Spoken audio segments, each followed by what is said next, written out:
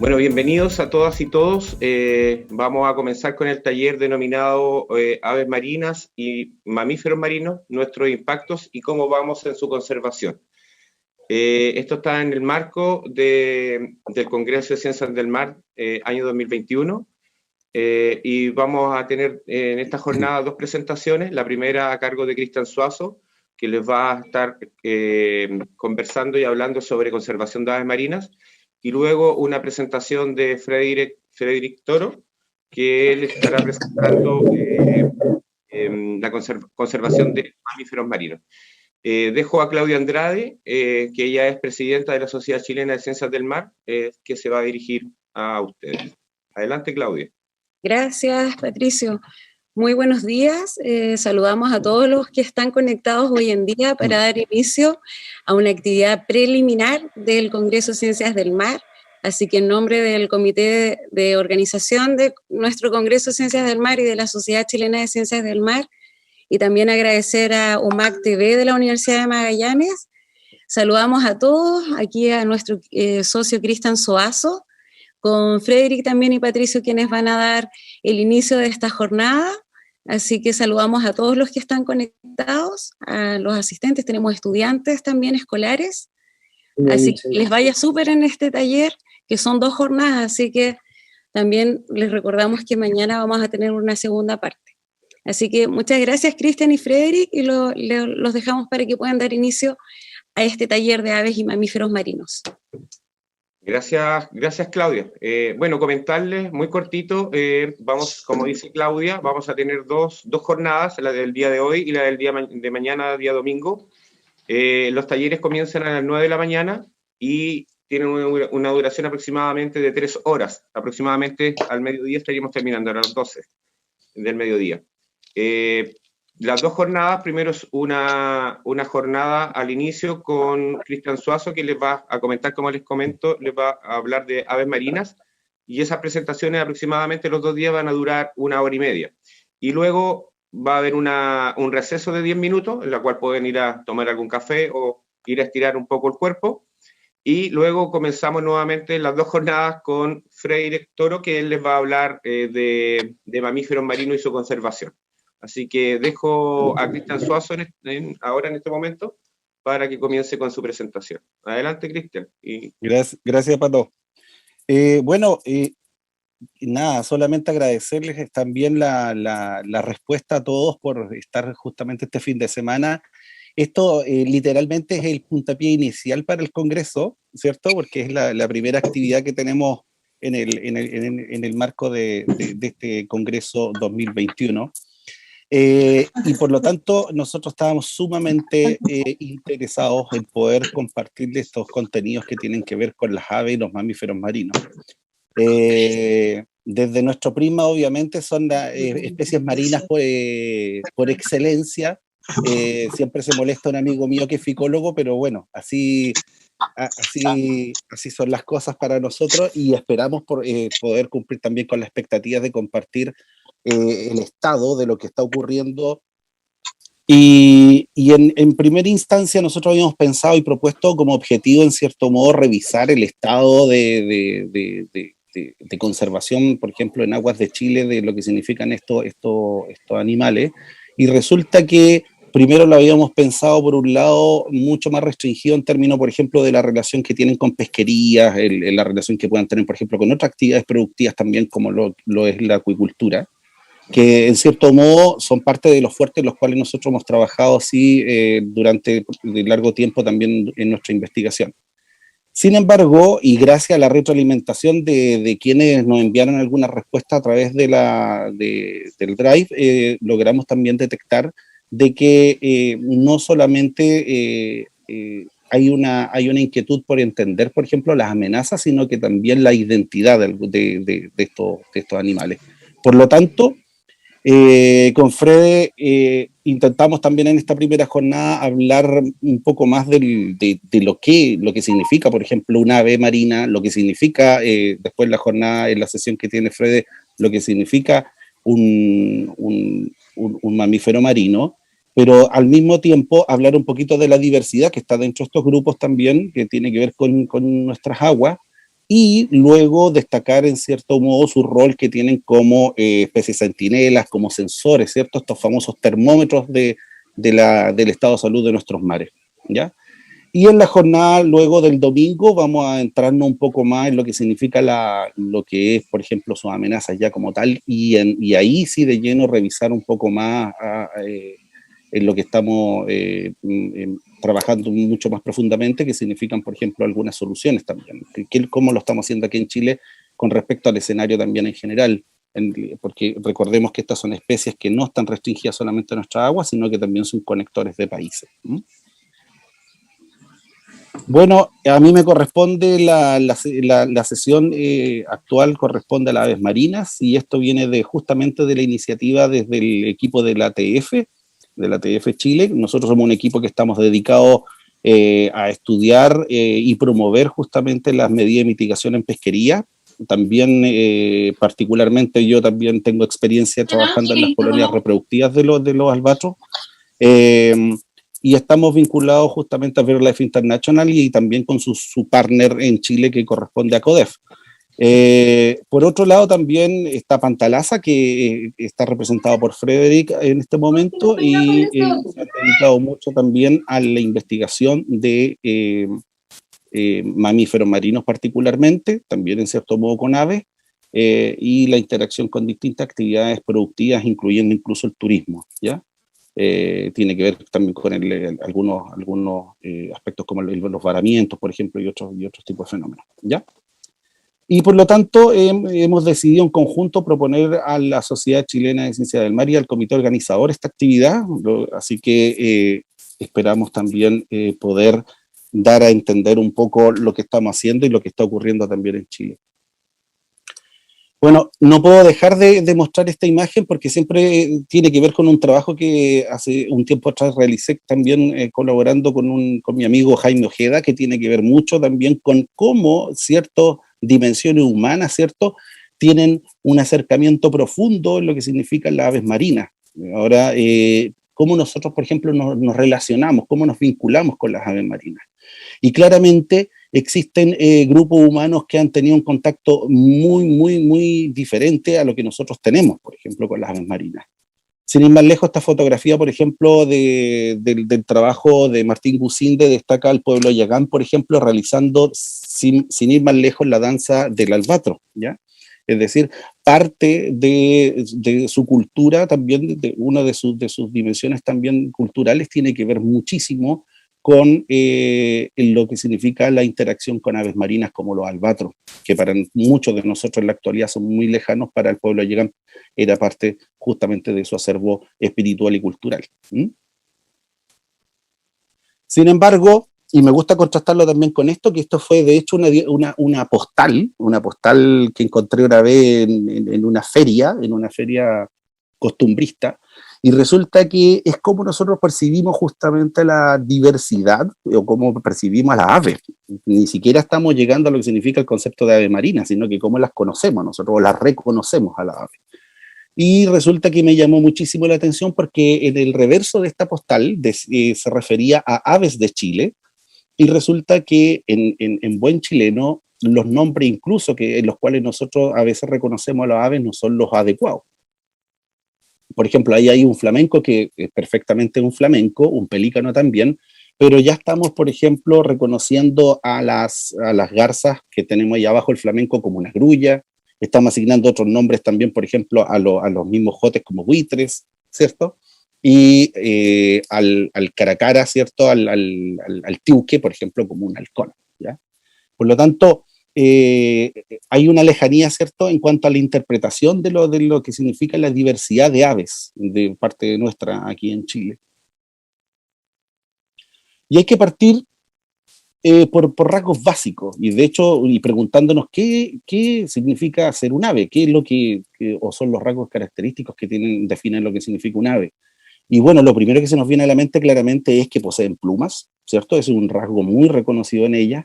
Y al mismo tiempo, si nos vamos un poquito más a adentrarnos en lo que significan, por ejemplo, algunos rasgos de ella, corresponde también destacar muchísimo de que son animales muy livianos, es decir, tienen un esqueleto, ¿cierto?, que les permite ser muy liviano y por lo tanto muchas de ellas pueden volar, por ejemplo, ¿ya?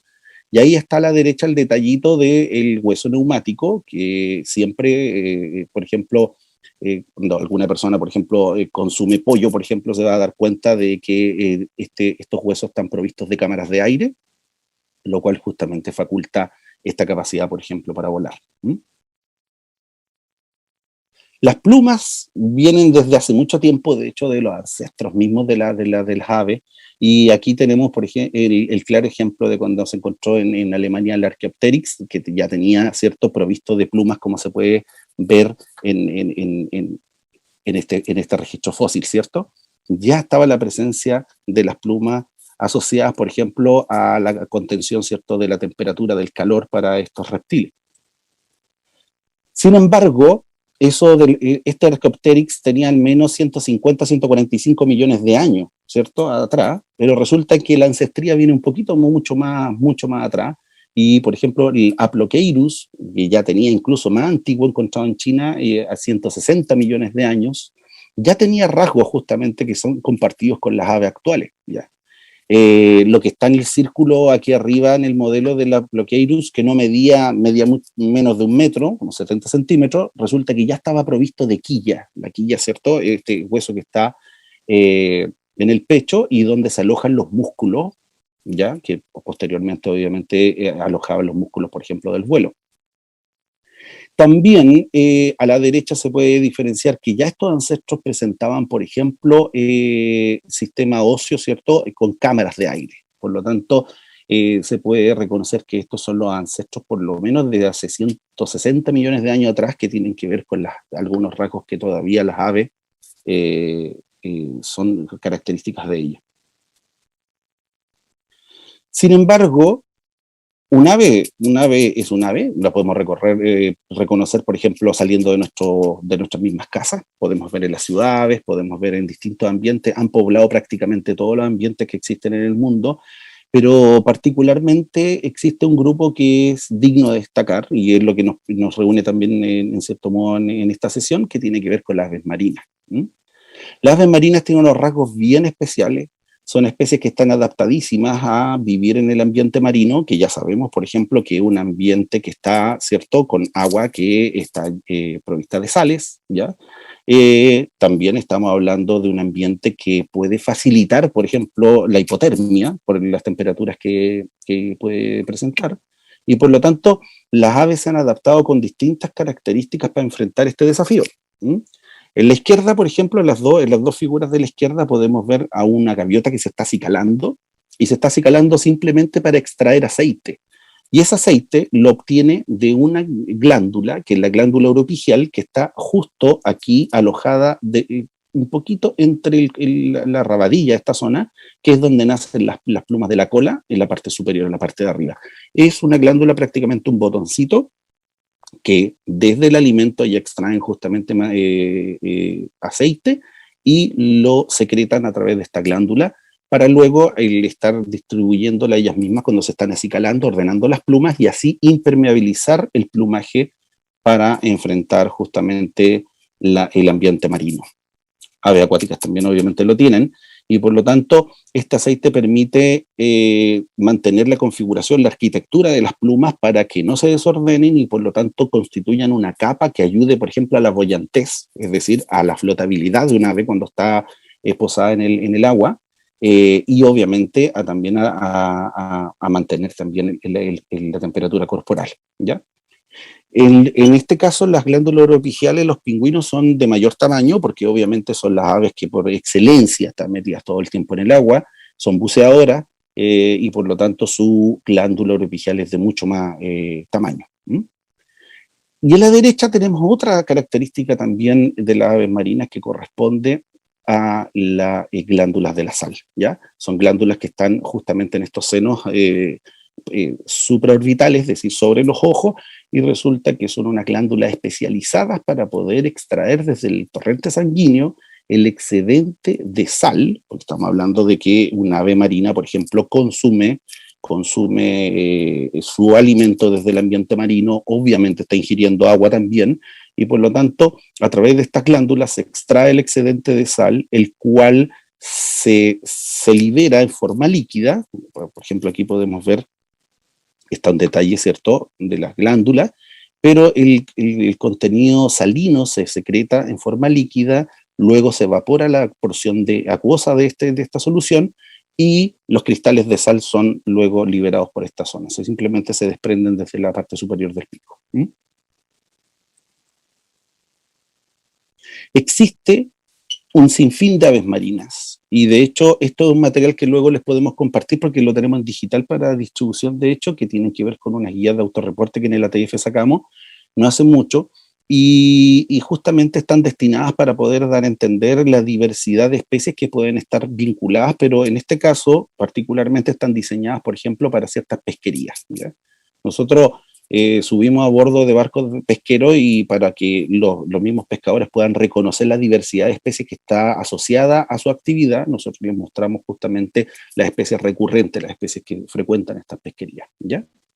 Y en términos generales, nosotros podemos destacar, por ejemplo, por sus características morfológicas, aquí en la parte superior izquierda tenemos los albatros, que son aves de gran tamaño, pueden llegar hasta incluso los 3 metros de envergadura, es decir, 3 metros fácilmente de un extremo del ala a la otra.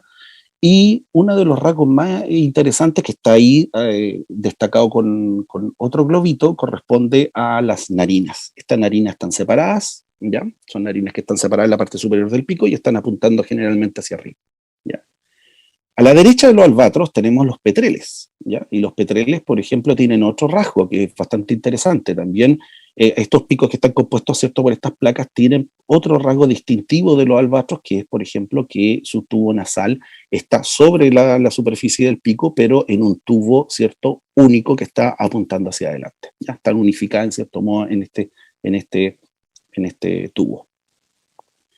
Luego se avanza, por ejemplo, en cuanto a otras aves marinas, pero de un tamaño un poquito menor, que corresponden a las fardelas. En otros países son conocidas como pardelas, y también estas tienen sus tubos nasales provistos justamente en la parte superior del pico, pero ya se puede distinguir las dos narinas que están, como son conocidas también, que están ahí dispuestas hacia adelante, ¿ya? Otras especies como gaviotas tienen orificios nasales separados, son muy características y muy reconocidas por todos nosotros, ¿cierto? Cormoranes abajo, pelícanos, ¿cierto? Que estos, por ejemplo, no tienen fosas nasales. En el caso de los cormoranes es muy clarísima su forma. De hecho, por ejemplo, sin ir más lejos, en Punta Arenas hay un muelle, ¿cierto?, que está lleno de cormoranes imperiales que están nidificando ahí. Los pelícanos, la corriente de Humboldt, muy característicos, que están aquí abajo, por ejemplo, por su bolsa gular, ¿ya? Más a la derecha tenemos otros petreles que son más pequeñitos y que son los yuncos, corresponden a los petreles que son buceadores por excelencia. Ellos también tienen una bolsa gular bastante pequeñita. Y bueno, y tenemos las aves marinas, como les decía, por excelencia, que son los pingüinos, que todos ya sabemos sus características, ¿cierto? Muy, muy carismático todo esto. Es necesario, cuando ya les podemos distribuir todo este material, de hecho tenemos varios contactos de ustedes, si gustan después pueden también dejar sus contactos para que nosotros les podamos distribuir este material también. Si nos vamos ahondando dentro de lo que significan, por ejemplo, estos grupos generales de los albatros, ¿cierto?, los petreles, es interesante poder también identificar, y esto solamente, por ejemplo, este material corresponde a una sola pesquería que está en el centro sur de Chile, que es la pesquería, por ejemplo, de Cerco, ¿ya? Que pesca, por ejemplo, sardinas, jurel y otro tipo de recursos pelágicos, y resulta que, fíjense que dentro solamente del grupo de los albatros tenemos albatros que son bastante comunes para las aguas de Chile, como el albatros de ceja negra, que está ahí arriba a la izquierda. Tiene un rasgo muy, muy característico y por lo tanto lleva su nombre, que tiene que ver con esta ceja de color negro. Tiene un patrón y que está destacado ahí en el circulito punteado rojo, un patrón alar también inferior que va, por ejemplo, desde cuando es joven, está completamente oscurecido y resulta que a medida que va madurando, este parche blanco va creciendo, va aumentando. Pero es de tipo irregular, es irregular. Esto nosotros lo reconocemos, espero que se vea con el cursor, eso lo reconocemos como el borde de ataque del ala y este es el borde de fuga del ala, ¿ya? Y cuando crece, el albatros alcanza su edad, ya este es un adulto, por ejemplo, este detalle que está en el agua y en vuelo, fíjense que cuando es juvenil tiene el pico completamente gris, tiene un collar también de plumas grisáceas que están aquí en el cuello, y resulta que la parte inferior del ala es prácticamente oscura. Así que este es un rasgo bastante importante para poder reconocer entre un adulto y un juvenil, y hay que fijarse también en lo irregular de los bordes de ataque y de fuga, porque eso también nos permite discriminar con otros tipos de especies que también frecuentan las aguas de Chile. Y uno de estos corresponde, por ejemplo, al albatros de Salvin. Aquí nos pasamos de inmediato, seguimos la parte superior, pero a la derecha tenemos al albatros de Salvin.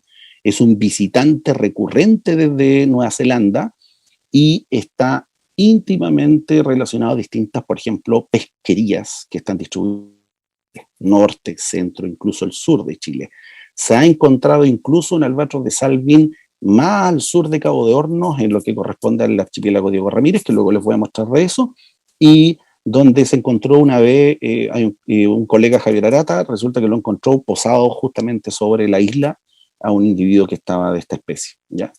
Es un visitante recurrente. Pero ahora nos fijamos, por ejemplo, si nos encontramos en vuelo, y esto es interesante de poder destacar, y les ocurre mucho también, es un desafío, por ejemplo, para los observadores científicos que están monitoreando las pesquerías, poder identificar las especies que están relacionadas a las pesquerías, porque a partir de eso nosotros podemos saber si es que, por ejemplo, nuestra actividad está causando algún impacto sobre ciertas especies. El albatros de Salvin es recurrente en pesquerías chilenas, al igual que el ceja negra. El ceja negra cría aquí en Chile, el Salvin viene de Nueva Zelanda, pero fíjense, por ejemplo, el borde de la parte inferior, si nos concentramos ahora en la parte inferior de las alas, ya no es un borde irregular como en el caso de los albatros de ceja negra, sino que es muy fino, es muy, muy bien delineado, pero tiene otra característica que es esa mancha axilar que tiene, ¿ya?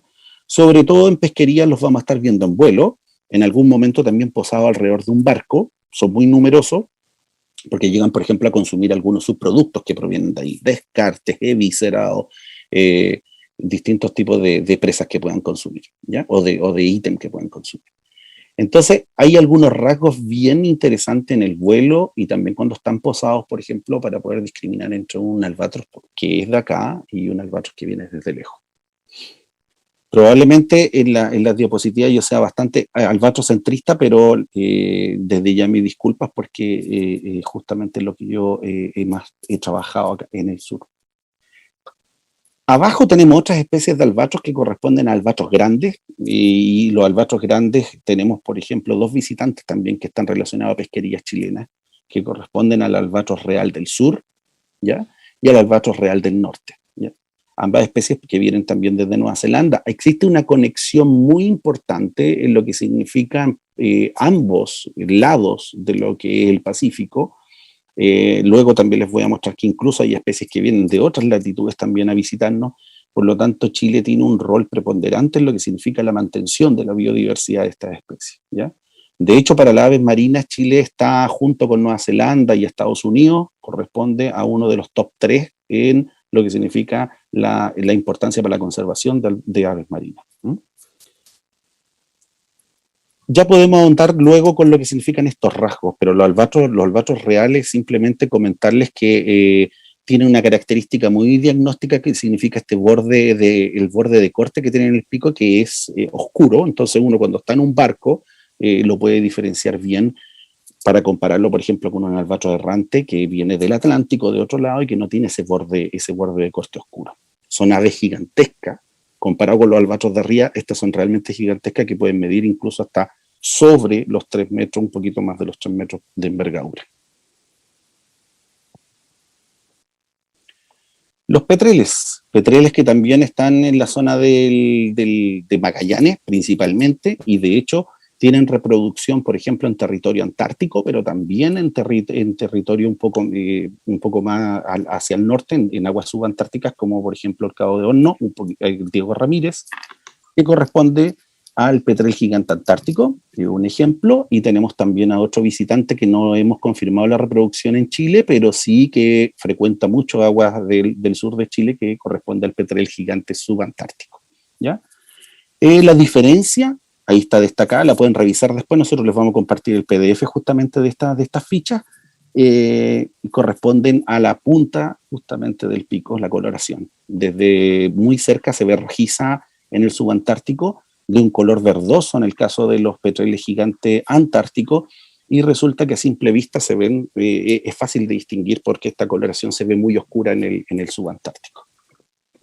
Son jorobaditos al momento de estar volando, también es una característica que nos permite distinguir de otros petreles oscuros. Esto es un desafío también cuando uno está en el mar. Pensemos que, sobre todo en el sur de Chile, si estoy en un barco, en el que sea, de pesca o en un velero, lo que sea, monitoreando en un bote de pesca artesanal, el agua no siempre es calmo, entonces es un desafío también el poder tomar información, colectar información desde estas actividades. Petreles también, recordemos que tienen unido también esta parte de las fosas nasales arriba, petreles como el petrel damero, petrel moteado, que viene también, es un reproductor de territorio antártico, y vienen otros petreles también como el que está abajo a la derecha, que es muy, muy asiduo a visitar a las pesquerías también de Chile, del sur, centro y centro-sur de Chile, como el petrel de barba blanca, ¿ya? Que es el Procellaria equinoctialis, que tiene un rasgo muy interesante, que es variable, que es la coloración, ¿cierto?, de las plumitas que están aquí abajo de la mandíbula, blanquita. Los petreles buceadores, ya les comenté anteriormente, son aves que son pequeñas, pero son interesantes porque se propulsan, andan siempre volando muy a ras del agua y se propulsan, ¿cierto?, bajo el agua, son muy buenos para bucear, consumen, por ejemplo, crustáceos, y se propulsan tanto con alas como con patas, prácticamente vuelan debajo del agua, así que es bastante reconocido donde hay, por ejemplo, yuncos, la corriente Humboldt, y también, por ejemplo, otras especies de yuncos que están en la zona de Cabo de Hornos, en la región de Magallanes y Aysén también. Fardelas, como les comentaba también en otros países son reconocidas como pardelas. Las fardelas también tenemos algunos representantes bastante importantes, como es la fardela blanca, que está en la imagen superior derecha, y donde la fardela blanca, por ejemplo, tiene esta característica de ser altamente migratoria. Cría, por ejemplo, en Chile cría en Juan Fernández y cría en la Isla Mocha y es altamente migratoria. Abajo la fardela negra, que también está acompañada y siempre andan en bandadas bien numerosas que también están asociadas a pesquerías y también crían en algunas islas del sur de Chile, como por ejemplo la isla Guafo, que está al sur de la región de los lagos, ¿ya? En algunas islas de Aysén y también en Cabo de Hornos. Y abajo a la derecha tenemos gaviotas, por ejemplo, que también están vinculadas en cierto modo a algunas pesquerías como esta de cerco de pequeños pelágicos en la zona centro-sur de Chile.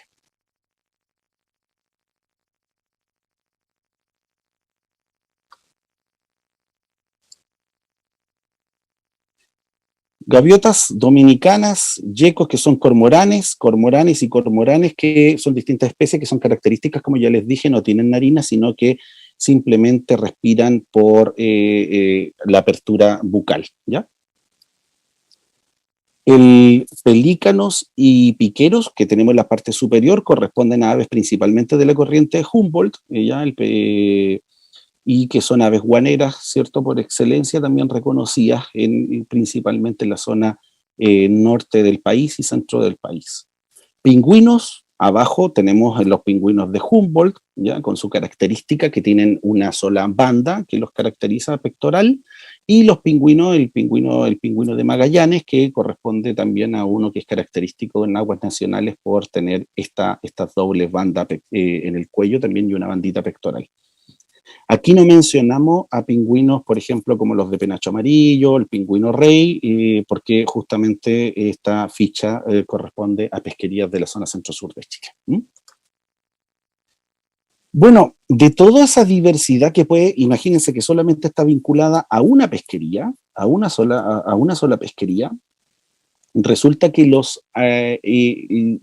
aves marinas son conectoras, no viven, por ejemplo, en una bola de cristal, ¿cierto?, aisladas del mundo, sino que son conectoras de distintos países, de distintos continentes, y por lo tanto siempre ha sido interesante el poder destacar la conectividad que ellas realizan y cómo nosotros también somos un punto neurálgico para la biodiversidad de las aves marinas a nivel mundial.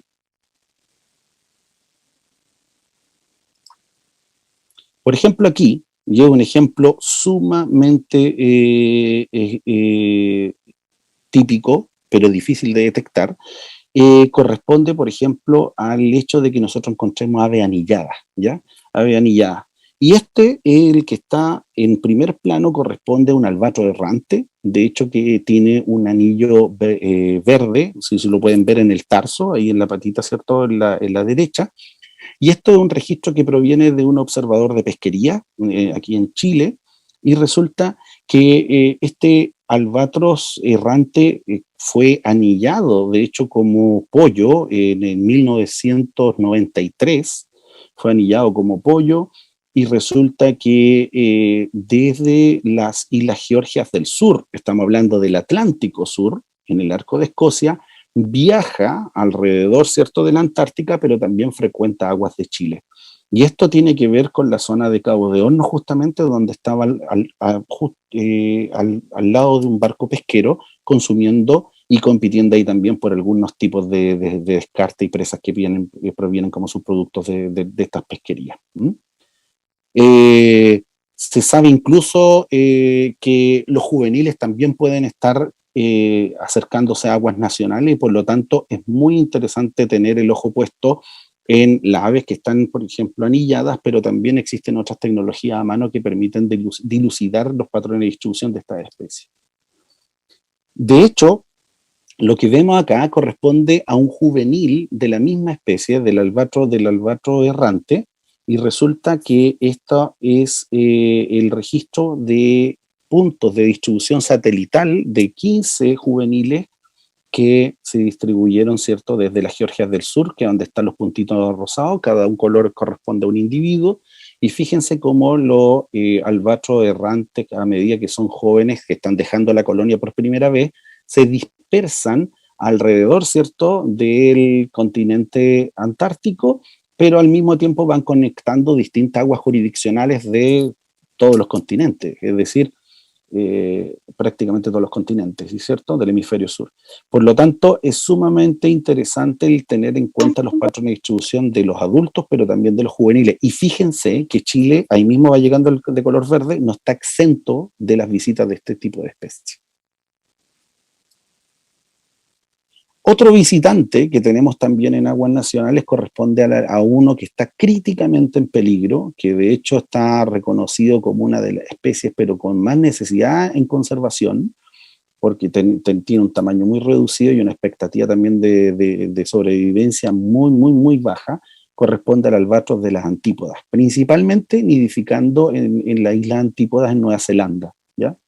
Ahí tenemos un albatros de gran tamaño, prácticamente del grupo de los albatros errantes, y obviamente es un visitante también de aguas de Chile. Bueno, de los visitantes que tenemos, yo les comentaba que hay una especie que está críticamente en peligro, que corresponde al albatros de la Antípoda, ¿ya?, que viene de Nueva Zelanda también, y esto es para darle la relevancia a el rol que tiene Chile para poder conservar especies que ni siquiera nidifican en nuestra agua. A la izquierda tenemos la hembra con su típica plumaje, y a la derecha tenemos el macho, ¿cierto?, un poquito de mayor tamaño.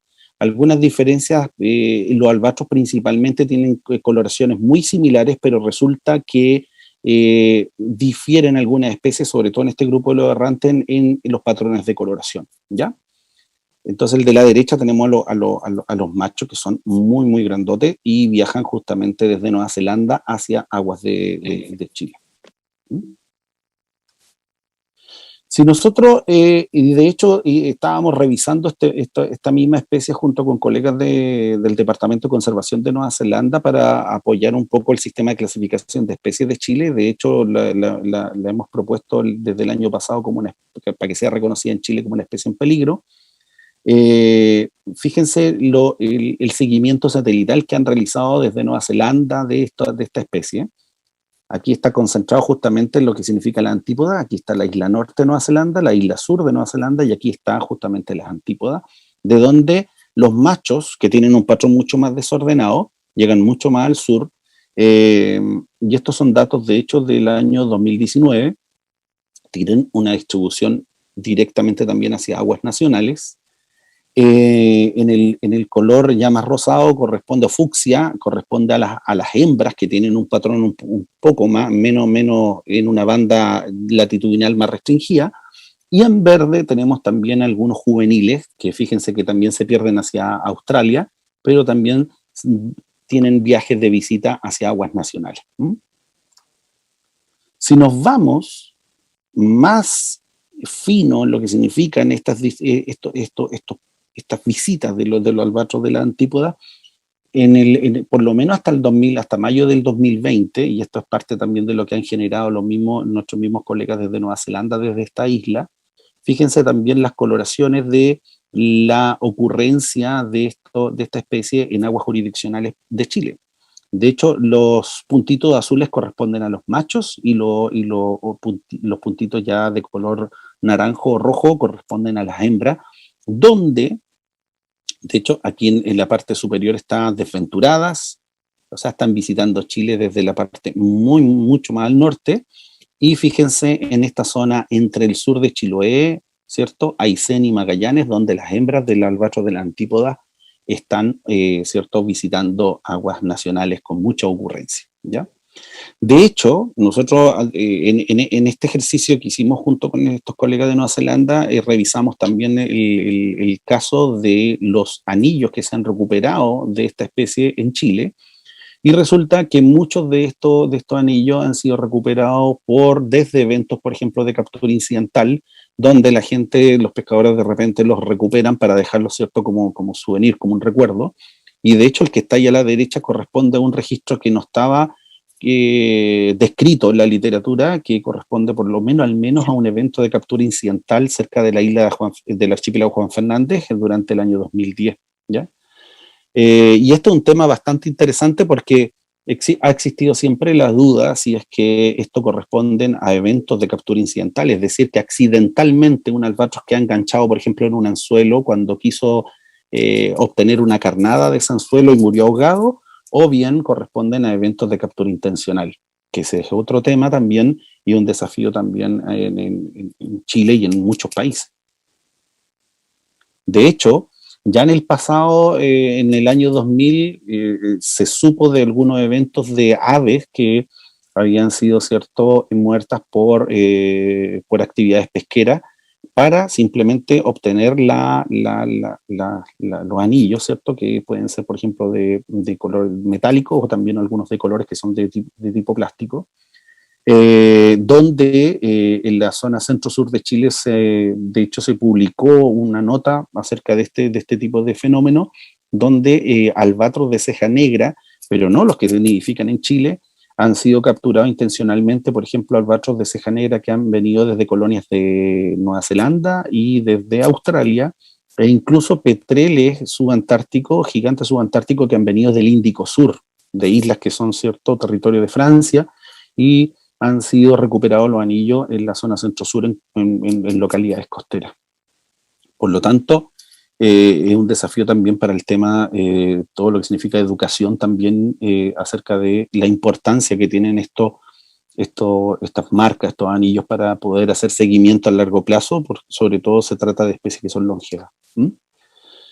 Bueno, estas son especies que vienen desde afuera, ¿cierto? Desde afuera hacia Chile, pero resulta que Chile también tiene especies que son migratorias de largo alcance, y uno de esos casos, y que no me voy a alargar aquí mucho porque tiene que ver con lo que vamos a hablar mañana acerca de la captura incidental, pero uno de los ejemplos claros corresponde a la fardela blanca, ¿ya? Esta que cría en el archipiélago Juan Fernández, pero también cría en la isla Mocha, frente a la región, ¿cierto?, del Biobío. Todos los años, cuando llega el otoño, ¿cierto?, el otoño del invierno austral, migra desde Chile, ¿cierto?, se va costeando, tiene un tiempo de permanencia sumamente importante, por ejemplo, en aguas de Perú, y luego viaja hacia el hemisferio sur, también teniendo algunas zonas de descanso, por ejemplo, en aguas de México, pero alcanzando incluso la costa de Columbia Británica, en Canadá, por lo cual es una especie muy, muy interesante en su conexión que tiene que ver con migraciones interhemisféricas, como las conocemos. Muy interesante, y luego ya mañana les vamos a mostrar porque tiene que ver con una especie muy significativa para lo que significa la captura incidental. En Chile también, no solamente las fardelas, sino que tenemos otros también que son otros informantes, ¿cierto?, de esta conectividad más allá de Chile, y corresponden, por ejemplo, a nuestros mismos albatros, los albatros de ceja negra que nidifican, por ejemplo, en Diego Ramírez. Nosotros al anillarlo hemos tenido también algunos resultados interesantes. Por ejemplo, con anillos metálicos hemos logrado dilucidar, por ejemplo, de que algunos juveniles de albatros pueden morir, por ejemplo, en pesquerías de atún muy lejanas, tanto así como, por ejemplo, el sur de Sudáfrica, pero particularmente los adultos reproductivos del albatros de ceja negra hemos descubierto también que tienen una conectividad y una ocurrencia para ir, por ejemplo, al otro lado del Pacífico, ¿ya? Y de hecho eso fue el caso de un albatros, que había una hembra que habíamos anillado hace un tiempo atrás, donde en Nueva Zelanda, en el estrecho de Cook, es justamente el estrecho que divide las dos islas, norte y sur de Nueva Zelanda, antes de que llegara el periodo reproductivo en el hemisferio sur, resulta que durante viajes de observación de aves y de pesca deportiva, recreativa, cuando estaban arrojando, por ejemplo, vísceras provenientes de lo que pescaban estos turistas en Nueva Zelanda, resulta que lograron avistar cierto aves que estaban con marcas, con anillos, ¿ya?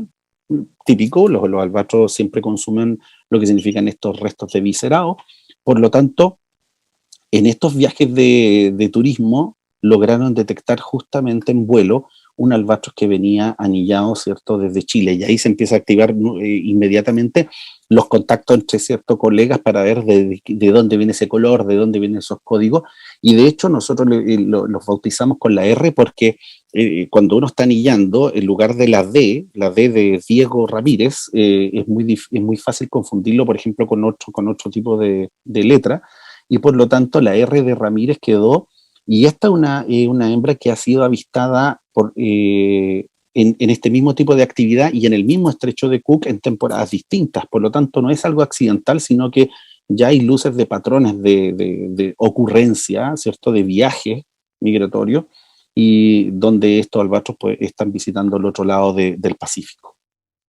Por lo tanto, no solamente recibimos visitantes, sino que también exportamos a algunos turistas que se van al otro lado del Pacífico. O claramente un albatros viaja en forma sinuosa, viaja por todos lados, ¿cierto? Pero si lo tiramos simplemente en línea recta entre el estrecho de Cook en Nueva Zelanda y las islas Diego Ramírez, al menos asumiendo de que va a volar prácticamente directo de regreso, tenemos por sobre los 7.500 kilómetros de distancia, ¿ya?, entre estas dos locaciones. Sin embargo, cada invierno, cuando termina la reproducción otoño-invierno, en las pesquerías del centro-sur de Chile, por ejemplo, estamos hablando al norte del canal de Chacao, y entre Valparaíso, hemos detectado que aumenta el número de albatros de ceja negra durante el periodo invernal, ¿ya? Lo mismo ocurre en el número, por ejemplo, de albatros de ceja negra que son detectados, por ejemplo, en islas más oceánicas como Juan Fernández, y por lo tanto sabemos que el viaje en invierno principalmente tiene que ver con la plataforma continental de Chile para luego cruzar por el océano y bajar hacia Nueva Zelanda y luego regresar, ¿cierto?, hacia Diego Ramírez cuando ya se está por comenzar en la reproducción en agosto, septiembre prácticamente, cada año. Bueno, en la diversidad de especies, ¿cierto? Y en estos, que sean ya residentes y que sean también visitantes, tenemos también algunas características que son también diversas, y eso tiene que ver también, por ejemplo, simplemente con la actividad de alimentación de estas especies. Estas figuras parecen como muy antiguas, pero son bien interesantes, vienen de Ashmole, de un texto que es bien importante para poder describir también lo que significan estas actividades, ¿ya? Y tenemos especies que son de gran tamaño que tienen mayor boyantez, es decir, son malas buceadoras y resulta que están más dedicadas a lo que significa, ¿cierto?, el estar de carroñero en superficie o consumidores de superficie, ¿ya? Y estos pueden ser, por ejemplo, lo que está en el círculo rojo, corresponden, por ejemplo, a los grandes albatros, a los petreles, como los petreles gigantes que estábamos viendo. Y resulta que, claro, un albatros puede alcanzar incluso 3 metros, 4 metros de buceo, pero es muy, muy breve la inmersión y por lo tanto son especies que son más caracterizadas por consumir en superficie, ¿ya? Esa es una de las características que son consumidores de superficie. Existen registros, de hecho, de los petreles gigantes consumiendo, por ejemplo, un cadáver de una foca y donde tienen esto alimentación de superficie, pero también algunos buceos muy someros también, ¿ya? Son impresionantes también como la diversificación de formas de alimentación que tienen. Por otro lado, existen aves que son de menor tamaño que los albatros y los petreles, estos grandes, por ejemplo, las golondrinas de mar, que ya viene siendo la expresión más pequeñita de lo que significan los procedelariformes o estas aves de las tempestades, eso viene el origen del nombre, donde las golondrinas de mar tienen otra estrategia para alimentarse, tienen otro tipo de alimentación que es a través del pataleo, ¿cierto? Ellas van consumiendo sin tocarla, sin posarse en la superficie del agua, están consumiendo material más particulado, ¿cierto? O individuos incluso ya de formas más planctónicas. Ahí tenemos a la golondrina de mar pincoya, de hecho que es una de las especies endémicas que tenemos a la altura del canal de Chacao, ¿cierto? Entre Chile continental y la isla de Chiloé, donde está realizando esa actividad del patarín. En vuelo, la misma pincoya, fíjense, comparado con el petrel el de barba blanca, es mucho más pequeñita, ¿cierto? Sin embargo, no se queda atrás y también siempre anda ahí alrededor, por ejemplo, de actividades pesqueras sin ningún problema, y es conocida las golondrinas de mar como petrele de las tormentas porque, como les digo, no se queda atrás en las latitudes que anda y los climas que enfrenta. Otro tipo de alimentación en las marinas tiene que ver con el buceo, pero en picada, ¿ya? El buceo en picada tiene que ver simplemente con el aprovechar, ¿cierto?, la gravedad y el propio peso del individuo para poder arrojarse, ¿cierto?, al agua y poder capturar su presa que está bajo la superficie, ¿ya? Eso es lo que está marcado y destacado en el círculo rojo. Y ahí tenemos todo lo que significan los piqueros. Estamos hablando ya más de la zona, por ejemplo, de Humboldt, donde están los piqueros, los pelícanos, que son especies mucho más asiduas a poder capturar, por ejemplo, cardúmenes de pequeños peces pelágicos, sardina, anchoveta, por ejemplo, a través de este modo de alimentación. Es un buceo en picada. Capturan el pez y suben de inmediato también ya a superficie a respirar. Sin embargo, de los que capturan presas en profundidad, o sea, bajo la superficie, también existen otros, no solamente en picada, sino que también existen alimentadores que son en persecución, buceadores en persecución, y entre estos están, por ejemplo, las fardelas, ¿ya? Las fardelas o pardelas, que son las que utilizan estructuras, ¿cierto?, del vuelo también para propulsarse bajo el agua. Y aquí tiene que ver mucho con la impermeabilización que tienen que tener las plumas para poder. De hecho, esto es de un artículo bien antiguo que lo realizaron unos investigadores japoneses para mostrar a la fardela negra, que es una especie que también está en Chile, buceando activamente y donde, por ejemplo, estos buzos registraron su actividad, ¿cierto?, de buceo propulsado por patas y por alas debajo del agua, ¿ya? Muy interesante también el buceo por propulsión. Persecución. Bueno, del alimento que las aves marinas consumen a través de distintos tipos de actividades de alimentación, resulta que en el caso particular de los albatros es muy característico el espectro dietario según los viajes de alimentación de los padres, es decir, de las zonas a las cuales van. Donde en el caso de los albatros que viven en el sur de Chile, su dieta está compuesta por una porción, pueden llegar incluso, qué sé yo, a 400 gramos, una porción de alimento, 700 gramos fácil, y donde existe una porción líquida, que es aceite, que viene proveniente de las presas, pero también una fracción sólida, donde nosotros nos permite también identificar, a grosso modo, o en alguna ocasión a un grano más fino, qué tipo de presa están consumiendo. Y una de ellas es, por ejemplo, son los crustáceos, que se pueden identificar, por ejemplo, a través de un krill, versus, por ejemplo, otro tipo de crustáceos se puede identificar a través de las anténulas, ¿cierto?, de los ojos de que se pueden encontrar en los restos dietarios. En cuanto a los peces, se pueden distinguir también a través, por ejemplo, de escamas, pero también de los otolitos que corresponden a estos huesitos que están puestos, instalados justo para el tema de la estabilidad de los peces, ¿cierto?, la orientación de ellos. Están instalados también aquí, en la cabeza, y resulta que la arquitectura que tienen permite, por ejemplo, identificar qué tipo de presa, qué tipo de pez, ¿ya? Pero al mismo tiempo los otolitos sirven también para poder determinar la edad de los peces. Por lo tanto, a través de estos restos, uno puede reconstruir, por ejemplo, la dieta de esta especie.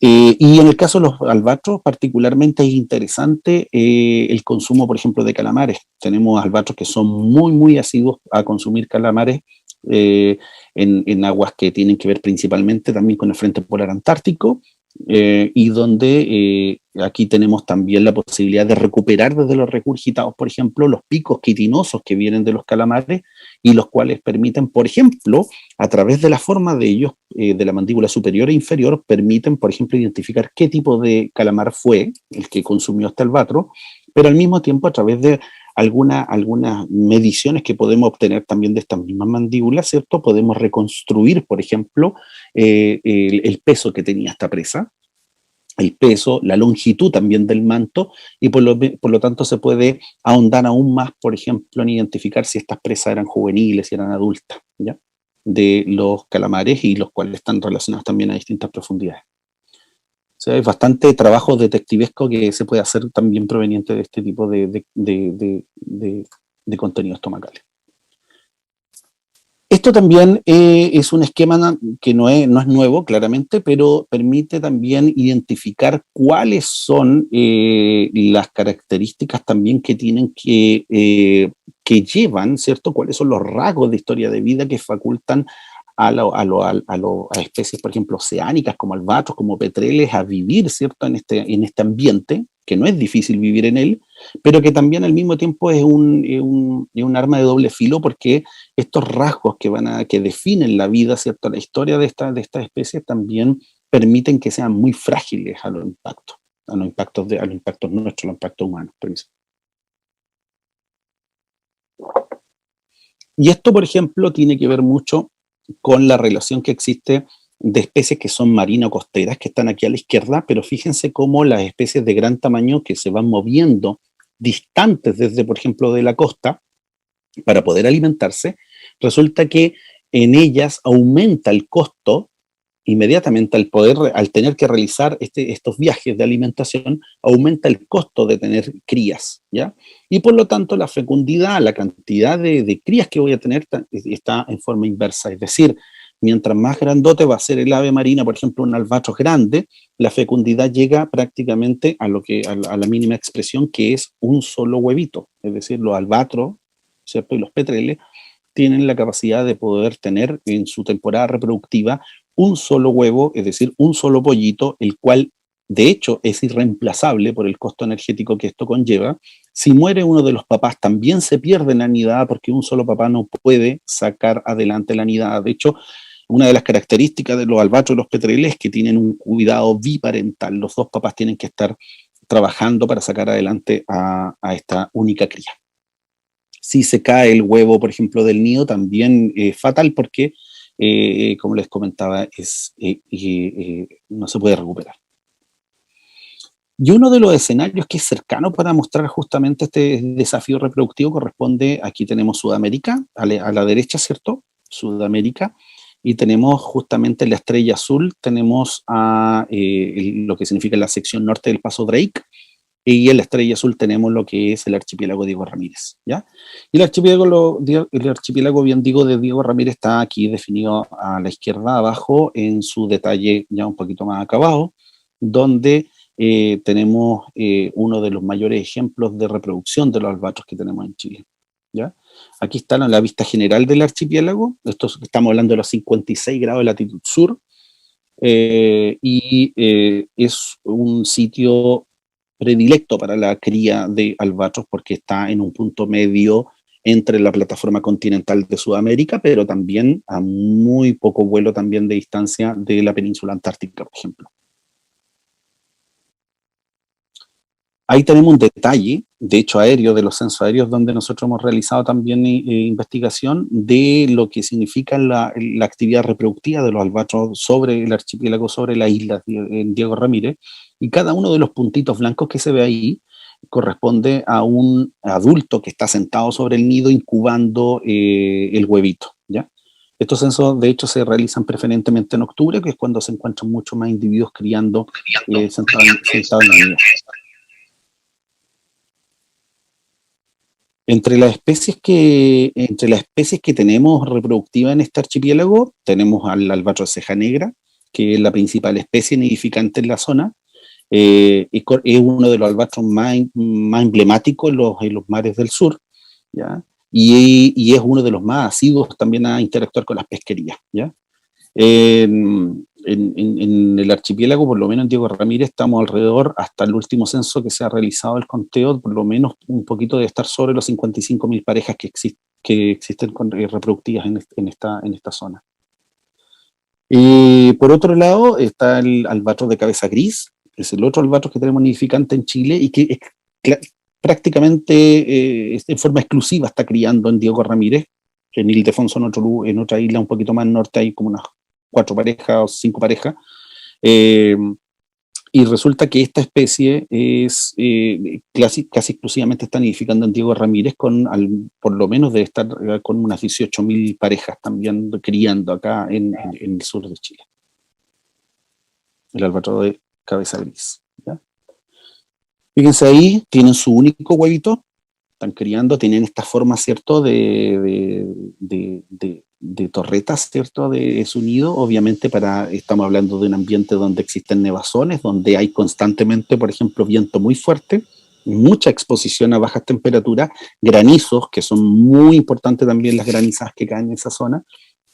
Por lo tanto, esta copa, ¿cierto?, y esta torreta permite tener el huevo aislado de la superficie del suelo y obviamente brindarle mejor calor también por parte de los papás, ¿ya? Ese es el único huevito que a veces cuando las parejas no son tan experimentadas, incluso pueden romper el huevo si ponen la pata, ¿cierto?, palmeada sobre el huevo.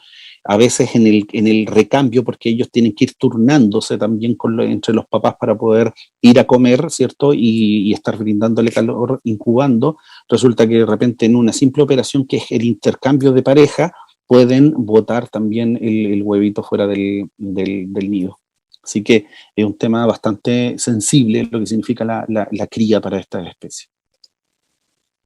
Esto lo que vimos anteriormente comienza prácticamente en septiembre. En septiembre ya se gatilla todo lo que significa el proceso de incubación, eso es conocido como incubación. Luego empiezan, después de un periodo también de incubación, viene lo que significa la eclosión y se gatilla lo que significa la guarda, que el periodo de guarda corresponde a un pollito que rompe el cascarón, pero que todavía los papás tienen que brindarle calor y también estar cuidándolo obviamente de algún depredador que pueda estar en la zona.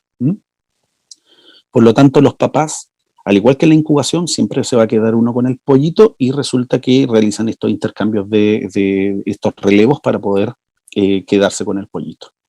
Eso es conocido como la guarda. Pero resulta que después, en el periodo, qué sé yo, ya estamos entrando, por ejemplo, en enero, ya en febrero está completamente consolidado, lo que significa, ahí está avanzando la guarda, el pollito ya está un poquito más independiente. Resulta que tenemos el periodo que se llama post-guarda después, donde los papás sobrealimentaron al pollo. Un adulto puede llegar a pesar en promedio como 3,5 kilos, 3,4 kilos, por ejemplo, y estos pollos llegan a pesar, nosotros pesamos en Diego Ramírez, el más grandote, 7 kilos y algo, están doblando en peso a los papás, por una estrategia conocida como la hiperfagia, es decir, lo están sobrealimentando porque este pollito luego, los papás dejan de visitarlo tan frecuentemente, ¿cierto? Ocurre como este destete, ¿cierto?, donde ya no van a darle tan frecuentemente el alimento, y el pollito empieza a consumir esa energía justamente para desarrollar el plumaje del vuelo, porque ya se va a venir luego el otoño austral, y tiene que estar dejando por lo menos Diego Ramírez a fines de abril. Ya en mayo no debería quedar ninguno, ¿ya? Porque luego empiezan, obviamente el clima se pone mucho más complejo. Y ahí tenemos unas características que son bastante interesantes y que yo creo que, bueno, esto lo vamos a retomar también mañana porque tiene que ver con lo que significan las pesquerías con las que, por ejemplo, interactúan los albatros ceja negra que vienen desde Diego Ramírez. En la parte superior tenemos la incubación, donde obviamente como no hay que alimentar un pollito, la distribución es mucho más amplia a lo largo de la plataforma continental, donde fácilmente desde Diego Ramírez un albatros puede llegar hasta la región del Biobío y volver y después realizar el intercambio con la pareja. Al medio luego tenemos la guarda, que es cuando ya rompe el cascarón este pollito, y resulta que fíjense cómo se contrae ya la distribución de los albatros, porque hay que alimentar, ¿cierto? Alimentarse uno mismo, pero también hay que realizar viajes de alimentación para el pollito, ¿ya? Y el pollito sí que demanda, o sea, siempre está pidiendo comida, ¿ya?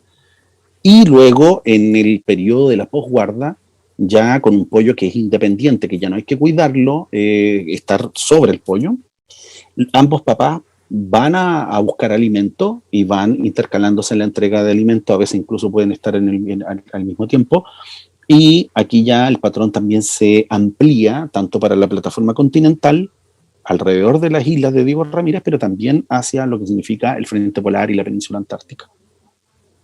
Entonces, ahí en la posguarda también están ocurriendo, ¿cierto?, un excedente también de lo que significa el krill y también los calamares que están llegando también al menú del pollito. Bueno, todo este trabajo, y que es sumamente, ¿cierto?, distinto a lo que significa, por ejemplo, un ave terrestre o particularmente, ¿cierto?, un ave de la misma ciudad, ha resultado en estos rasgos de historia de vida que lo hacen ser frágiles, ¿cierto? Por ejemplo, el albatros tiene, en el caso de la fecundidad de los huevos que tiene solamente un huevo, el cual es irreemplazable. Si lo comparamos, por ejemplo, con un ave terrestre, que puede tener, por ejemplo, 3 huevos, incluso más, ¿ya? La esperanza de vida de un albatros, por ejemplo, de ceja negra puede estar alrededor de los 45 años. Existe ya una hembra de un albatros de Laysan, que son del hemisferio norte, que están en las islas de Hawái, que se llama Wisdom, de hecho ya tiene nombre, y Wisdom ya cumplió 70 años, esta hembra de albatros de Laysan, que fue anillada. De hecho ya falleció el anillador, y resulta que Wisdom sigue criando, y este año de hecho tuvo también su unidad, versus por ejemplo en el caso del gorrión. Para algunas aves terrestres puede ser 15 años incluso, pero para el gorrión en particular que está ahí, pueden tener una esperanza de vida en libertad de 3 años. O sea, las diferencias son completamente abismales. Y por lo tanto, la primera edad reproductiva de los albatros les toma muchísimo tiempo poder tener su primera reproducción. En promedio, por ejemplo, para el albatros ceja negra, nosotros hemos detectado, por ejemplo, 10 años al menos para poder criar por primera vez, es decir, antes de ese periodo, desde que dejan la colonia, van a pasar una década del albatros de ceja negra sin tocar tierra, es decir, todo el tiempo distribuyéndose por los mares del mundo, principalmente en el hemisferio sur, ¿cierto?, alrededor de la Antártica, algunas plataformas continentales, obviamente aprendiendo el cómo colectar esto y distribuirse, ¿ya? Todo contrastando con lo que significa la primera edad reproductiva, por ejemplo, de un ave terrestre, que son 2 años. Bueno, y todos estos rasgos obviamente han resultado en una fragilidad extrema, donde ha llevado, por ejemplo, a los albatros y petreles a ser una de las especies más amenazadas de las aves marinas, junto con los pingüinos, obviamente, también, que están bastante complicados por distintos factores, ya sean de origen humano también, o de depredación, de otros tipos de factores, pero en el caso de los albatros han demostrado justamente estos rasgos ser también muy, muy preocupantes para lo que significa la viabilidad de las poblaciones. De hecho, en las Georgias del Sur, que son una de las colonias mejor monitoreadas de estas especies, se ha detectado, por ejemplo, declines, pero gravísimos, en lo que significan las parejas reproductivas en este caso, por ejemplo, en los años 70, fines de los 70, y en este caso el 2017, de albatros de cabeza gris, bien digo, donde se ha determinado que en la actualidad ya tienen un decrecimiento de sobre el 40 y tantos % de la capacidad reproductiva de esta especie. Y lo más preocupante es que en este tipo de colonias se han hecho esfuerzos descomunales de, por ejemplo, erradicar especies invasoras que tienen también su impacto sobre los albatros, y resulta que todo esto tiene que ver principalmente también con las actividades, con lo que encuentran los albatros fuera de las colonias, ¿ya? Por lo tanto, es un desafío muy grande el ya conservar lo que significan las colonias, pero lo que encontramos afuera ya es un desafío mucho más amplio. Y por lo tanto, ahí es cuando adquiere valor justamente el rol que le hemos asignado a los albatros, por ejemplo, como indicadores del estado de salud de los océanos, como termómetros del mar, ¿ya? Porque no es trivial cuando nosotros hablamos de especies centinelas, de especies que son sensores de la calidad del ambiente marino. Y de hecho existe una relación histórica también de impactos nuestros, donde nosotros, por ejemplo, hemos realizado captura directa de albatros, de petreles, de otras especies también de aves marinas, diezmando también obviamente lo que significan estas aves, ¿cierto?, que tienen rasgos muy especiales en cuanto a su historia de vida. Pensemos que, por ejemplo, un juvenil que está 10 años dando vuelta en el mar, en el año 9 resulta que nosotros lo capturamos en el mar, o qué sé yo, le disparamos, o lo que sea, estamos afectando justamente a un individuo que nunca va a llegar a contribuir, ¿cierto?, a lo que significa el reclutamiento, ¿cierto?, de su especie, ¿cierto?, a su población. En Chile no estamos tan alejados tampoco, porque también hemos tenido eventos de captura directa, y de hecho, por ejemplo, en la fardela blanca que les mostraba, que esta es la migratoria, ¿cierto?, en Juan Fernández, pero también en la Isla Mocha, que es una migradora interhemisférica. Existe preocupación por su distribución, lo que pasa en el mar, las amenazas que puede enfrentar, pero también existen algunas domésticas. Lo que tenemos, por ejemplo, no hace mucho, el 2018, por ejemplo, ya incluso se había descubierto, por ejemplo, la caza, ¿cierto?, de fardela, de adultos, pero principalmente de pollos, porque hay gente que, por ejemplo, los cosecha, los captura y los prepara para consumo directo, ya que existe la actividad dedicada, por ejemplo, a consumir los pollos, porque los pollos, como son ricos en grasa, ¿cierto?, son beneficiosos para la salud, para enfrentar el invierno, para combatir el reumatismo, etcétera, etcétera. Y esto ha sido detectado, por ejemplo, en la fardela blanca, por lo menos en el caso de Isla Mocha. Eso es un detalle que está ahí de la captura directa de lo que nosotros podemos realizar.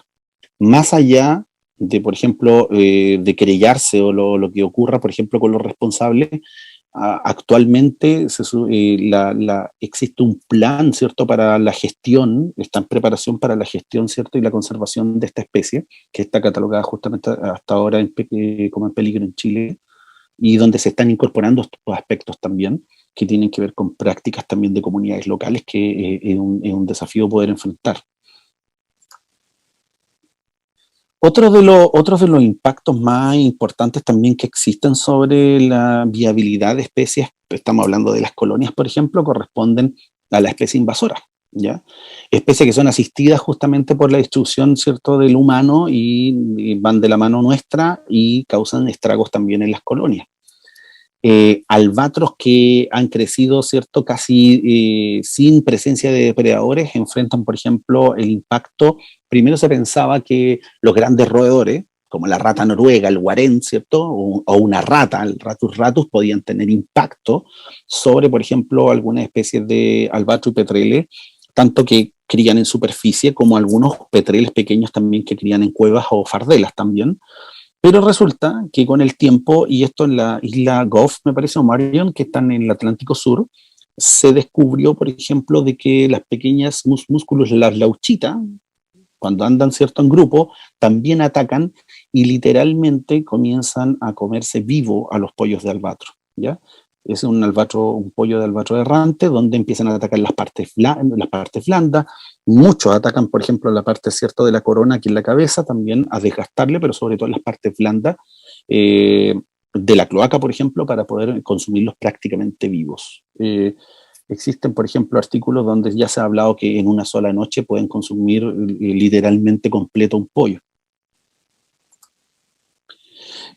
Y actualmente no solamente se quedan los roedores, sino que hay especies que también causan estrago en otros lados. Por ejemplo, esto de las islas del Índico Sur, que corresponden a territorio austral de Francia, y resulta que aquí también en trampas cámaras se ha podido detectar cómo, por ejemplo, gatos, ¿cierto?, que están asilvestrados, están atacando y consumiendo pollos de gran envergadura, de especies de gran envergadura, de albatros errante, y literalmente consumiéndolos también tanto de noche como de día, ¿ya? Ahí están los detalles. Y hay artículos que recientemente han compilado información de que el espectro de especies que son, ¿cierto?, auspiciadas por nosotros mismos, están causando estragos en estas especies que, por ejemplo, los albatros errantes demoran no solamente un periodo, una temporada, sino que prácticamente un año completo en que el pollo salga adelante, mucho más larga la reproducción. E incluso cuando cría un albatro errante, se saltan una temporada, son como de reproducción bianual por el gran esfuerzo reproductivo. Por lo tanto, el consumo indiscriminado por especies invasoras causa estragos pero inmensos.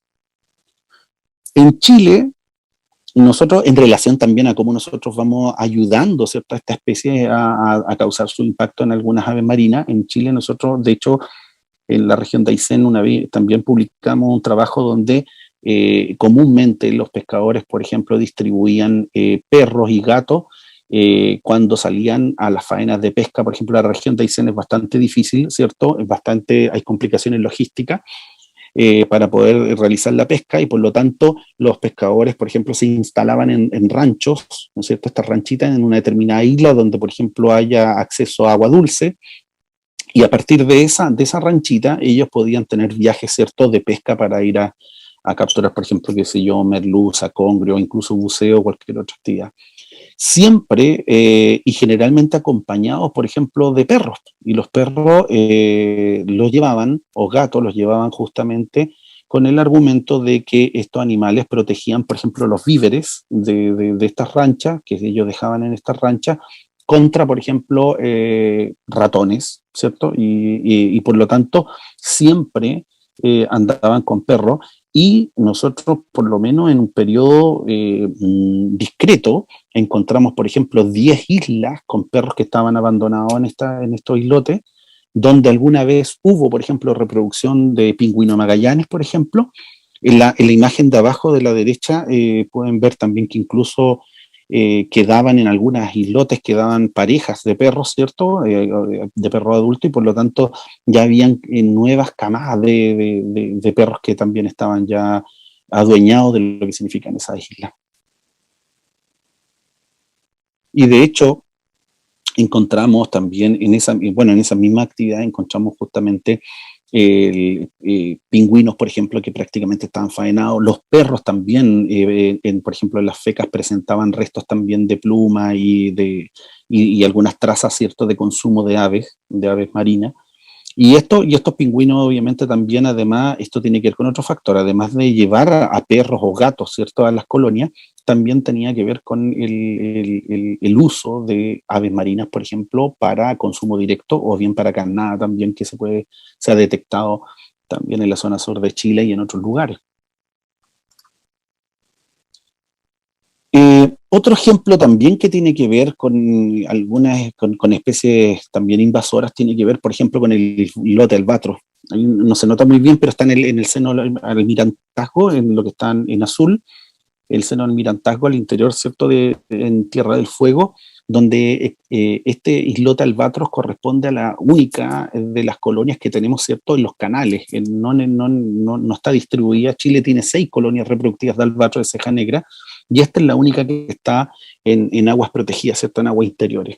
Es muy particular, y donde por lo menos durante las últimas temporadas reproductivas que ha monitoreado, por ejemplo, la WCS, han detectado por lo menos la ocurrencia, por ejemplo, de bisón americano, ¿cierto?, y también de cóndores, que es otro dilema, porque no estamos hablando de una especie invasora, sino que estamos hablando de una especie que es cierto que es nativa nuestra, y resulta que ahí están estos dilemas, ¿cierto?, en la conservación, donde, por ejemplo, los cóndores en gran número también asisten al periodo, por ejemplo, particularmente de la posguarda de estos albatros, o iniciándose la posguarda, a consumir los pollos de los albatros de ceja negra.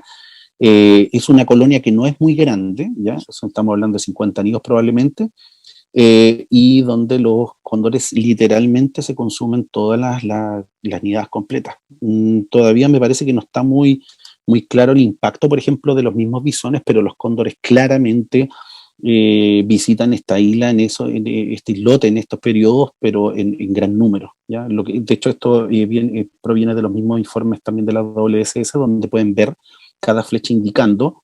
Aquí, de hecho, aquí abajo donde está esta flecha, aquí hay un albatros también nidificando, acá abajo también, y donde visitan las laderas para consumir directamente a través de las cámaras trampa. Ya se detectó también que hay un consumo directo, por ejemplo, de pollo. Aquí hay un cóndor, por ejemplo, consumiendo un pollito de ceja negra.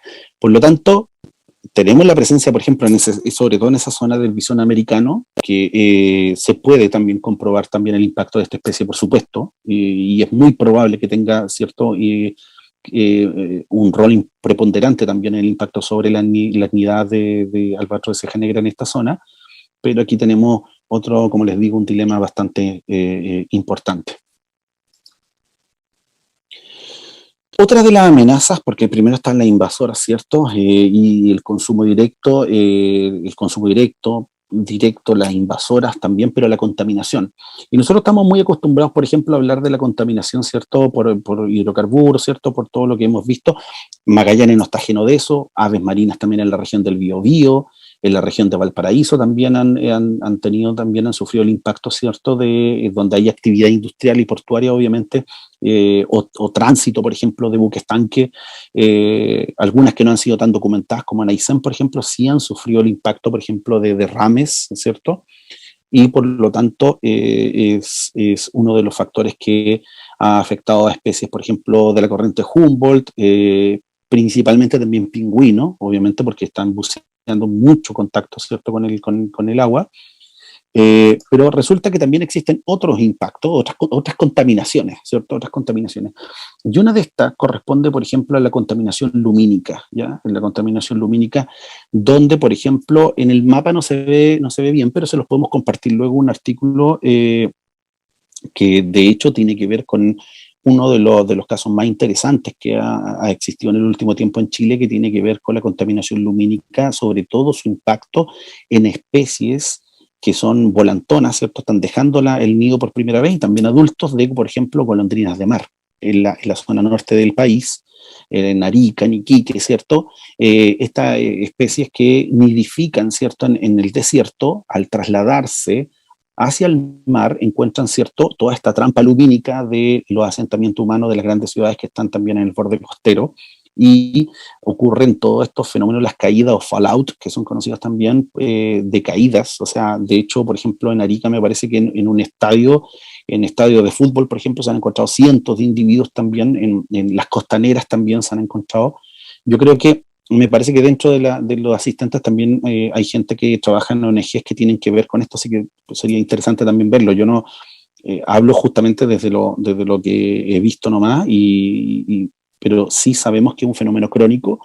Sabemos que también, por ejemplo, no solamente afecta a las golondrinas de mar, sino que recientemente, de hecho, por ejemplo, desde Oikonos también hubo un llamado, por ejemplo, de atención a lo que significan las caídas también de volantones, por ejemplo, desde la isla Robinson Crusoe, en Juan Fernández, donde, por ejemplo, proyectos de mejoramiento de la costanera y la iluminación que tenga que ver, por ejemplo, una luz LED tiene mayor impacto, por ejemplo, que una luz cálida, y hay formas también de iluminar, no solamente la luz, sino de que cómo yo ilumino, que a veces hay que desmitificar también y poder usar en forma más apropiada, más inteligente.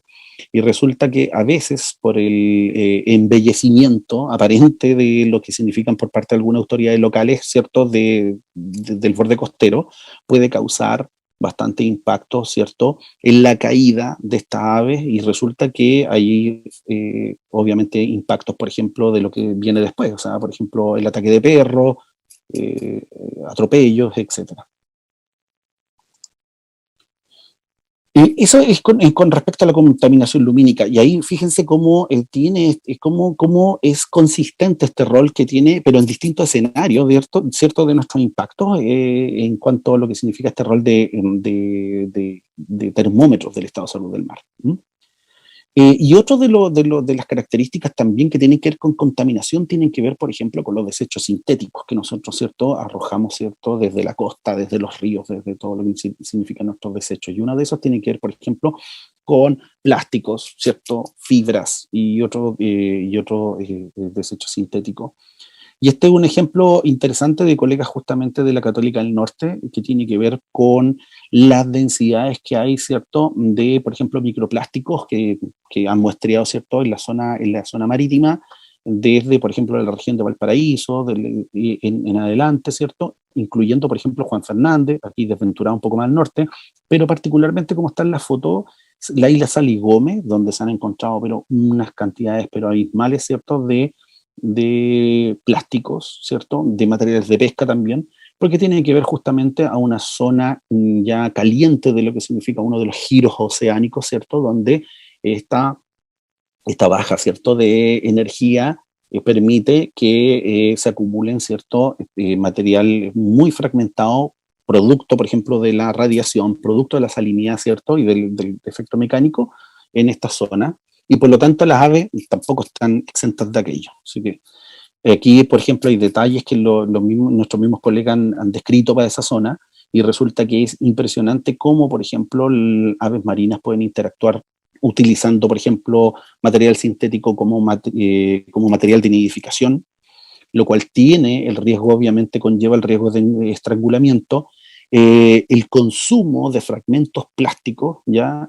Donde, por ejemplo, en esta fardela, ¿cierto?, de Pascua se puede encontrar una diversidad, ¿cierto?, de ítems de material fragmentado, pero también de fibras, lo cual en realidad algunas especies están con los estómagos llenos de plástico, y por lo tanto conlleva también a lo que significa, además del efecto mecánico que puede tener de la laceración interna, el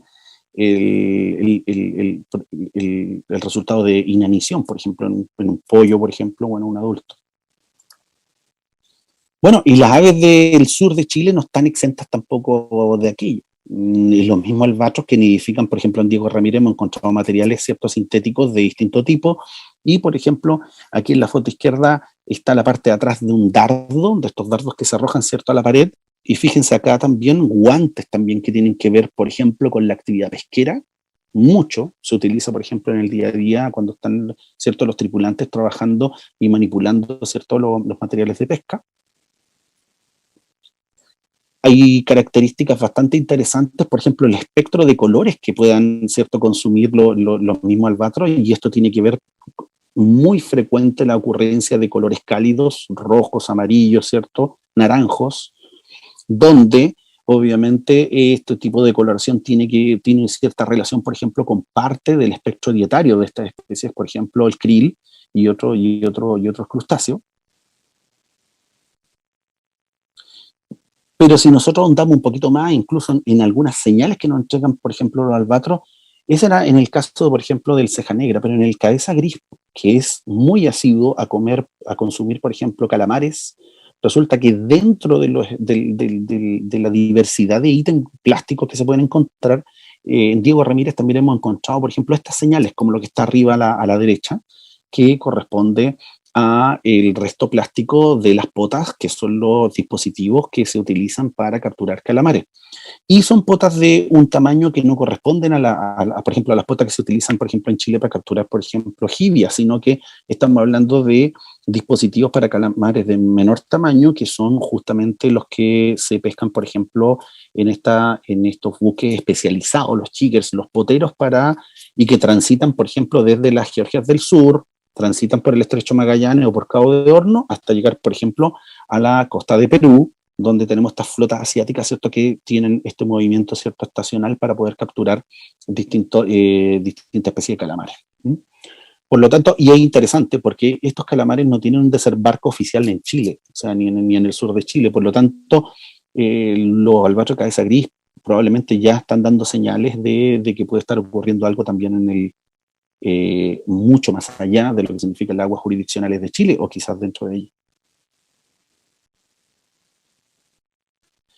Bueno, amenazas existen, ni siquiera tocamos, por ejemplo, lo que significa el cambio climático, que es otro de los factores mucho más relevantes también del que está afectando, por ejemplo, la distribución, ni siquiera hemos dimensionado cómo, por ejemplo, producto del cambio climático y los efectos que van a haber sobre la distribución, por ejemplo, y la disponibilidad de las presas, ¿cierto? Los patrones de distribución de los albatros, ya vimos que es difícil ser, por ejemplo, un albatro, un petrel, una fardela, los rasgos de historia de vida que están, ¿cierto?, adaptados para poder sobrellevar ese trabajo. Existen también su rol como indicadores de la contaminación, ¿cierto? Contaminación más allá de los hidrocarburos también tienen este rol de indicadores del estado de salud. Y también lo que significa, por ejemplo, cómo ellos nos pueden indicar si es que una colonia, por ejemplo, está saludable a través, ¿cierto?, del impacto de las especies invasoras, ¿ya? Pero hay una de las amenazas más preponderantes también, y que es por excelencia la amenaza más importante que los albatros, petreles, fardelas, los procellariformes y otras aves marinas, por ejemplo los pingüinos, experimentan más allá de las colonias, lo que experimentan en el mar.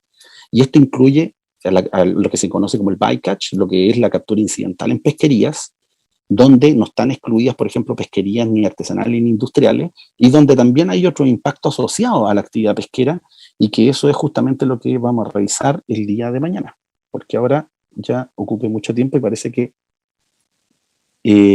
simplemente dejarles también invitados para mañana en cuanto a revisar el impacto justamente de las pesquerías. Vamos a revisar también algo de acuicultura en relación a nuestras aves marinas, así que ahora voy a dejar a Patricio para que podamos tener un receso y después ya vendría Fred. Muchas gracias.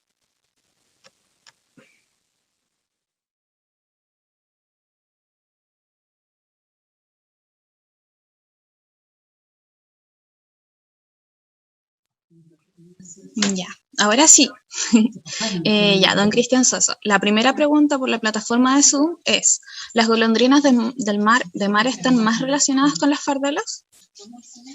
De hecho son petreles, ¿ya? Tienen como de hecho, taxonómicamente y todo lo demás están más emparentados con los petreles, ¿ya? Incluso con, qué sé yo, con los petreles gigantes y otros más pequeños. La gama de los petreles en realidad que les mostré es bien diversa, entonces no solamente son los petreles gigantes, sino que hay un sinfín de otras especies de petreles que están incluidos.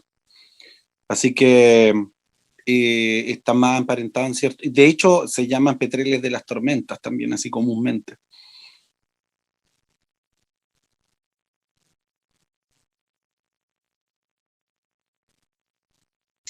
Ya.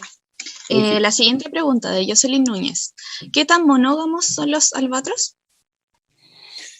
Antes se pensaba que eran muy monógamos, de hecho porque tienen esta selección biparental, tiene una selección, ¿cierto?, de cuando tienen estos despliegues de cortejo, están macho y hembra tienen que realizar sus despliegues para convencerse mutuamente de llevar esta empresa tan difícil de un solo polluelo.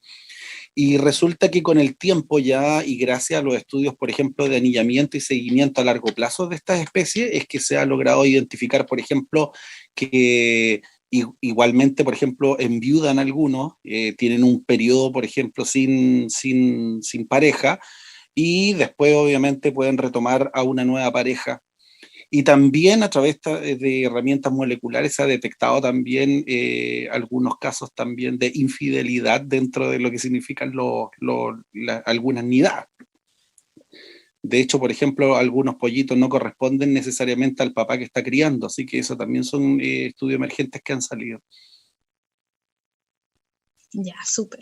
Ahora vamos a pasar a las preguntas de la plataforma de YouTube, en donde Ilia pregunta, bueno, más que nada quiere saber la fuente de las figuras del tipo de buceo de las aves marinas que mostró en la presentación Cristian Suazo. Gracias. Sí, ese me lo habían pasado ya ese dato, así que yo, de hecho es de un libro y de un capítulo, hay un libro, de hecho es de los años 70, 71, donde hay un capítulo que se trata justamente de la ecología y alimentación de las aves marinas de Ashmole, así que está en un PDF y yo lo tengo ahí, de donde viene, porque es un ejemplo bien clásico de lo que significan los tipos de alimentación. En relación a la alimentación de superficie, lo que está debajo de ella también en cuanto a lo que significan los tipos de buceo. Así que ahí les puedo, bueno, de hecho les puedo compartir también el mismo PDF a todos, teniendo la lista de contacto, así que ahí tengo ese capítulo en particular que pertenece a un libro, pero están las mismas figuras y todo detalladísimo, y además está detallado también, desarrollado lo que significan los tipos de alimentación. Ya. En la plataforma de YouTube también pregunta Ricardo Rossi. Muy buena presentación. ¿Qué tipo de interacciones se han detectado entre las especies de albatros de cabeza gris y de ceja negra cuando presentan colonias reproductivas simpátricas? Cuando viven en simpatría, y particularmente en el caso de Diego Ramírez para Chile, cuando están las dos especies, cabe señalar de que los albatros de cabeza gris tienen un mes por lo menos de retraso en iniciar su proceso reproductivo cuando se compara, por ejemplo, con el ceja negra, ¿ya? Entonces, el ceja negra comienza a ocupar ciertos lugares para su reproducción, y luego en la periferia de estos sitios empiezan a ser poblados, o bien también en lugares donde no están los ceja negra empiezan a ser poblados por los cabeza gris. Y resulta que si hablamos de interacciones directas, por ejemplo, de que se encuentren uno cara a cara con la otra especie, resulta que evitan bastante los conflictos directos, me refiero a agresiones y todo lo demás. Y en cuanto a lo que significan algunas interacciones que puedan ser positivas, es que, por ejemplo, el cabeza gris, al seleccionar sitios posteriormente al ceja negra, su llegada un mes tardía, resulta que selecciona sitios donde no se encuentra el ceja negra, donde hay bajas densidades reproductivas, y por lo tanto por lo menos en las colonias hemos evidenciado de que los pollos que salen de los sitios con menor densidad de reproducción, es decir, con su simpátrico, el ceja negra, los pollos de cabeza gris lo hacen mejor, es decir, tienen mejor condición corporal en cuanto a su peso, todo lo demás, y también hemos encontrado que tienen una menor carga parasitaria, por ejemplo. Entonces estarían en cierto modo reduciendo este tipo de interacciones negativas al repartirse los sitios reproductivos de nidificación dentro de la colonia. Lo mismo ocurre en el mar. Tienen patrones de distribución completamente distintos, donde, por ejemplo, el ceja negra se va más hacia las plataformas continentales, como los mostraba en la figura, pero los cabeza gris son más asiduos visitantes de zonas oceánicas y completamente distintos a lo que significan los recursos que explotan el ceja negra. Ya, ahora vamos con las últimas preguntas de la plataforma de Zoom. Bueno, Hugo Toro pregunta, ¿cómo reaccionan los albatros al realizarse visitas de monitoreo a las islas en las que se reproducen? Están... de hecho, nosotros cuando caracterizamos la personalidad de los albatros, los albatros de ceja negra, en realidad no tienen temor a la presencia humana. Lugares como el Diego Ramírez particularmente, en el extremo sur, están si hay una densidad, por ejemplo, de presencia humana, es porque está la presencia de una estación meteorológica de la Armada, que generalmente son 3-4 personas durante todo el periodo, y resulta que los albatros no presentan respuestas como de escapes tan despavoridos cuando están los humanos presentes. Y particularmente el que se lo toma mucho más tranquilo cuando está el humano es justamente el albatro de cabeza gris, que está menos habituado a estar en contacto con nosotros. El albatro de ceja negra está mucho más en contacto con zonas costeras, por lo tanto mucho más en interacción, por ejemplo, con pesquerías, con zonas costeras, con otras especies, y los cabeza gris completamente se lo toman mucho más con calma en la presencia. Por lo tanto, bueno, y depende mucho también de en qué fase del periodo reproductivo estemos hablando. Si llegamos en un periodo en el cual los albatros están recién arribando, con ciertos niveles hormonales, ¿cierto? En el cortejo, tienen otras respuestas comparadas en el caso de que llegan investigadores a trabajar con los albatros a una colonia y están empollando. Difícilmente van a querer escapar de lo que significa el cuidado parental. Cuando están en la guarda o en la incubación, es difícil que arranquen ante la presencia, incluso la manipulación directa de un investigador. Súper. Ya, vamos con una de las últimas preguntas. María Teresa Gatica pregunta, con respecto a los albatros, ¿cuántas crías pueden tener en su vida? Wisdom, un ejemplo clarísimo. Nosotros pensábamos antes que 40 y algo de años, y Wisdom, esta albatros de Laysan, que es la hembra que está en el hemisferio norte, resulta que ya tiene cerca de 70 años, y considerando que tiene una primera reproducción de los 10 y tiene una reproducción anual, por lo menos lleva 60 hijos anualmente Wisdom que ha tenido. Y eso hay que considerar obviamente que ya empiezan también las nidadas y aparecer nietos también, y por lo tanto tiene un pedigrí bastante nutrido. Pero hay que tener en cuenta de que si no tienen fallas durante la crianza, una temporada determinada, van a sacar adelante anualmente a un pollito. Eso ocurre también en los ceja negra. Anualmente nosotros podemos estimar que si está todo perfecto, que si está todo andando bien, una vez por año van a tener un pollito. Sin embargo, hay especies que es un poco más costoso sacar las crías. En el caso de los cabeza gris, que van a la Antártica, que van a aguas mucho más abiertas, la reproducción ya puede ser anual en algunos casos excepcionales, pero se transforma en reproducción bianual en algunas especies. Pero en el caso de ceja negra, claro, o sea, no, dependiendo, pero siempre hay que descontarle este periodo pre-reproductivo como juvenil, como inmaduro, de 10 años al menos. Claro, son especies súper longevas igual. Muy bueno, la última pregunta de Lourdes Salinas. He visto muchas aves marinas en lugares acuáticos de agua dulce. ¿De qué manera podrían afectarles el cambio de salinidad? No creo que en realidad el sistema endocrino de ellos está preparado obviamente para consumir y procesar alimentos y el agua misma de estos ambientes salinos marinos, ¿ya?